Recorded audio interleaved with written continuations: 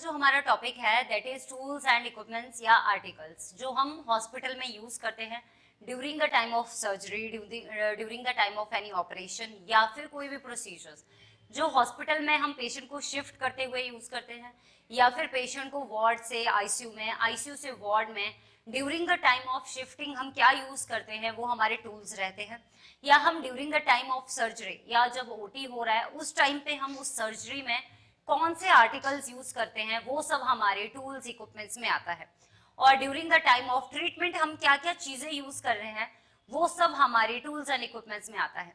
और ये जो टूल्स एंड इक्विपमेंट्स हैं मोस्टली हमारे हॉस्पिटल्स में सर्जरी के लिए, कोई ट्रीटमेंट के लिए या फिर कोई छोटा मोटा प्रोसीजर्स, इस सब चीज के लिए यूज किया जाता है ताकि जो हम टूल्स एंड इक्विपमेंट्स यूज कर रहे हैं वो हमें यूजफुल रहे, इजी रहे हमारे ट्रीटमेंट के लिए, जो हमारे लिए काफी हेल्पफुल रहता है जो भी हम प्रोसीजर करते हैं उसके लिए या फिर जो भी हम ट्रीटमेंट करते हैं उसके लिए।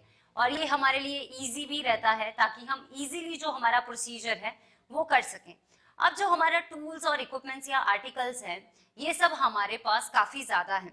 जो भी हमारा हॉस्पिटल है उसमें जब से लेकर ओपीडी, रिसेप्शन से लेकर, इमरजेंसी से लेकर, ओटी से लेकर, लेबर रूम हो गया, एनआईसीयू डिपार्टमेंट, वार्ड, आईसीयूज, जो भी हमारे डिपार्टमेंट्स होते हैं उन सब डिपार्टमेंट में अलग अलग तरह के जो आर्टिकल्स हैं वो यूज होते हैं।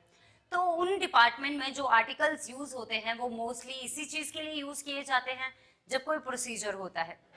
फॉर एग्जाम्पल कैथेटराइजेशन, जब हम कैथेटर डालते हैं पेशेंट में तो उस टाइम पे हमें क्या क्या आर्टिकल चाहिए ये सब हमें पहले से पता रहता है कि हमें उस प्रोसीजर में क्या आर्टिकल चाहिए, तो हम वो सब आर्टिकल्स अरेंज करके वो प्रोसीजर करते हैं। तो जो आर्टिकल्स हैं वो हमें हेल्पफुल रहते हैं कोई भी प्रोसीजर करने के लिए।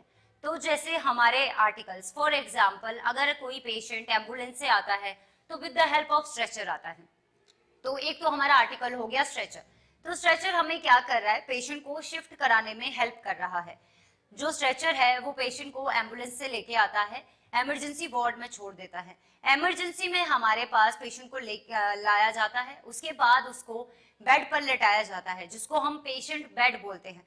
पेशेंट बेड का मतलब है उस पर वो इंसान या वो पर्सन लेटता है जो कि इन्फेक्टेड है या फिर उसको कोई इंजरी हुई है या फिर वो किसी चीज से किसी डिजीज से सफर कर रहा है या फिर उसे इमरजेंसी में कोई ऐसी प्रॉब्लम हुई है जिसका वो घर पर कोई निवारण नहीं कर पा रहा हो, मीन्स उसका घर पर वो कुछ नहीं कर पाया जिस वजह से वो हॉस्पिटल आने के लिए तैयार है, हॉस्पिटल आता है। और हॉस्पिटल में अगर वो कंडीशन उसकी ज्यादा हायर या सीवियर है तो वो इमरजेंसी में शिफ्ट हो जाता है। इमरजेंसी में उस पेशेंट को एडमिट किया जाता है जहां पर पेशेंट को बेड पर लेटाया जाता है और पेशेंट को कार्डियक मॉनिटर की हेल्प से मॉनिटर किया जाता है पेशेंट के वाइटल्स को। सबसे मेन पर्पस होता है पेशेंट जैसे ही आया हमारा मेन प्रोसीजर होता है वाइटल्स लेना। वो विद द हेल्प ऑफ हम अपने इंस्ट्रूमेंट के थ्रू ले सकते हैं या फिर हम कार्डियक मॉनिटर की हेल्प से भी ले सकते हैं। कार्डियक मॉनिटर एक ऐसा डिवाइस है जो हमें हेल्प करता है पेशेंट के जो भी वाइटल साइंस है उसको जानने में। इसमें पेशेंट का pulse, respiration, BP, temperature, oxygen level body का, ये सब उसमें डिनोट होता है ताकि हमें पता चल सके पेशेंट की बॉडी का जो हेल्थ का स्टेटस है वो कैसा है। ये हो गया हमारा कार्डियक मॉनिटर। तो कार्डियक मॉनिटर हमें हेल्प करता है पेशेंट के वाइटल साइंस, मींस पेशेंट की बॉडी का हेल्थ स्टेटस जानने के लिए। अगर कार्डियक मॉनिटर का यूज नहीं होता तो दूसरी जगह पे हम यूज कर सकते हैं मैनुअली, जिसमें हमारे पास आता है स्फिग्मो मैनोमीटर। ये भी एक टूल है, हमारा इक्विपमेंट है जो हमें हेल्प करता है बीपी चेक करने में, स्फिग्मो मैनोमीटर। नेक्स्ट आता है हमारा पल्स ऑक्सीमीटर। पल्स ऑक्सीमीटर एक ऐसा इंस्ट्रूमेंट है जिसके थ्रू हम बॉडी में हमारा हार्ट रेट क्या है, पल्स रेट कितना है वो जान सकते हैं।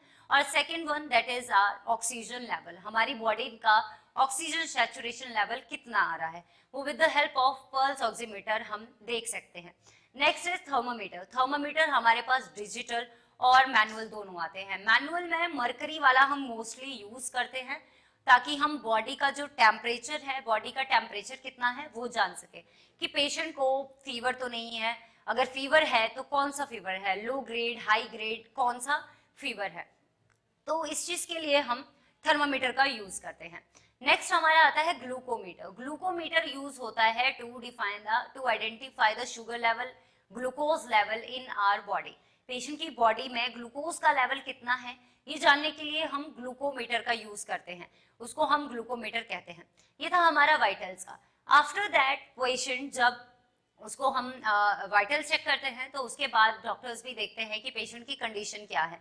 तो जब डॉक्टर्स देखते हैं वो टेस्ट लिखते हैं, जो टेस्ट हमें करने होते हैं उसमें हम यूज करते हैं, फॉर एग्जांपल हमें कैनुला लगाना है तो हम कैनुला ट्रे यूज करते हैं।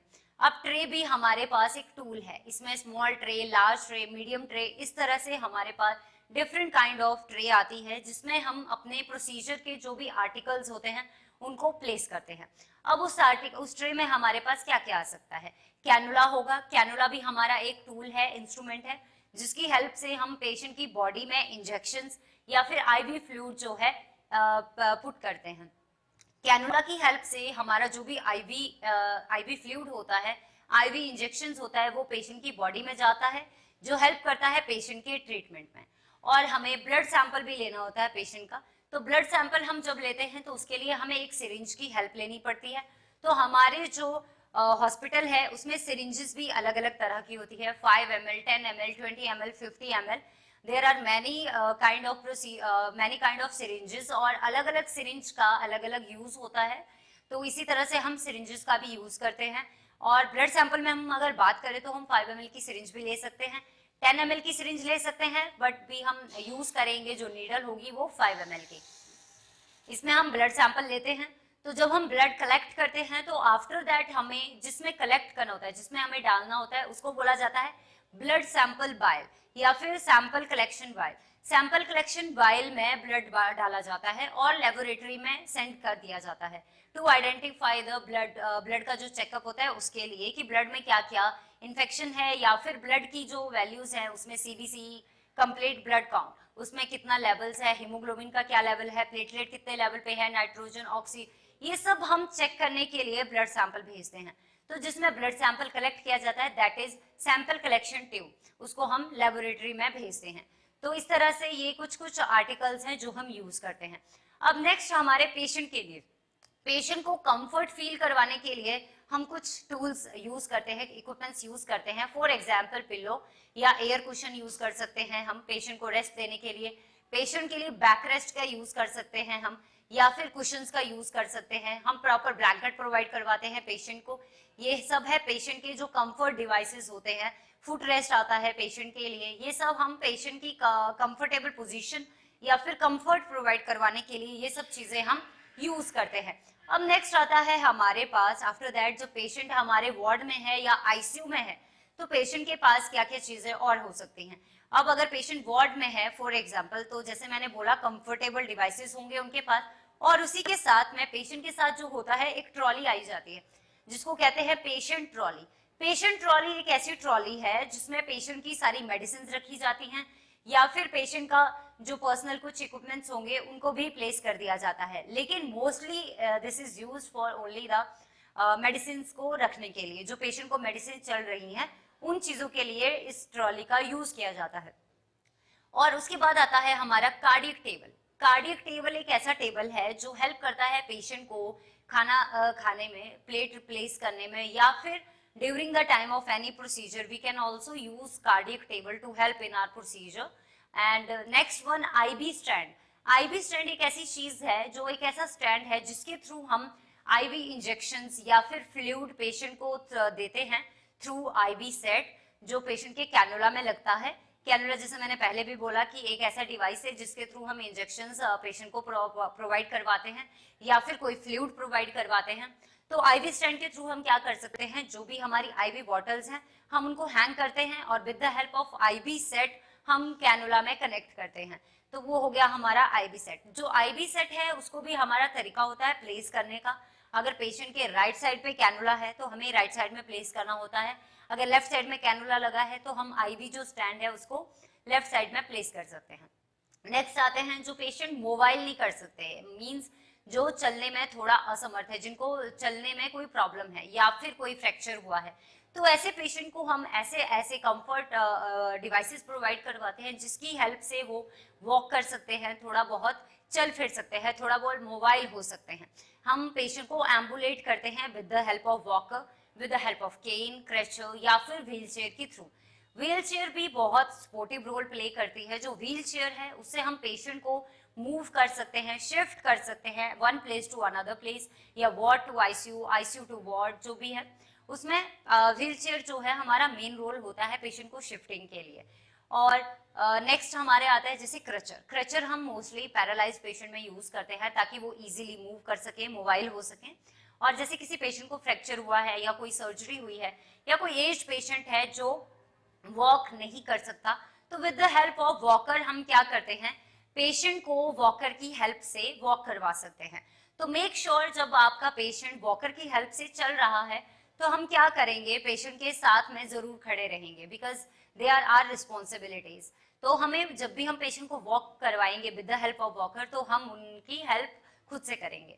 तो हम वॉकर का यूज भी कर सकते हैं, केन का यूज कर सकते हैं, क्रचर का यूज कर सकते हैं, व्हील चेयर का यूज कर सकते हैं। तो ये ऐसे इंस्ट्रूमेंट्स हैं, ऐसे आर्टिकल्स हैं, ऐसे टूल्स हैं जो हमें हेल्प करते हैं पेशेंट को शिफ्ट करने में, पेशेंट को मोबाइल करने में।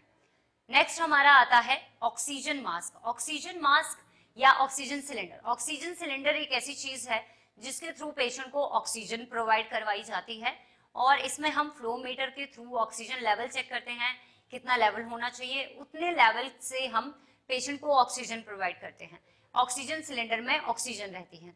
नेक्स्ट हम ऑक्सीजन कैसे प्रोवाइड करवाएंगे पेशेंट को, वो हम ऑक्सीजन सिलेंडर में ऑक्सीजन पाइप लगाते हैं, ऑक्सीजन ट्यूब होती है, इसको हम नेजल कैनुला भी बोलते हैं, या फिर oxygen mask. With the help of oxygen mask हम पेशेंट के नेजल या माउथ पे जो ऑक्सीजन मास्क है वो यूज करते हैं, वो लगाते हैं, और ऑक्सीजन सिलेंडर से कनेक्ट करके पेशेंट को ऑक्सीजन प्रोवाइड कर सकते हैं। Thank you.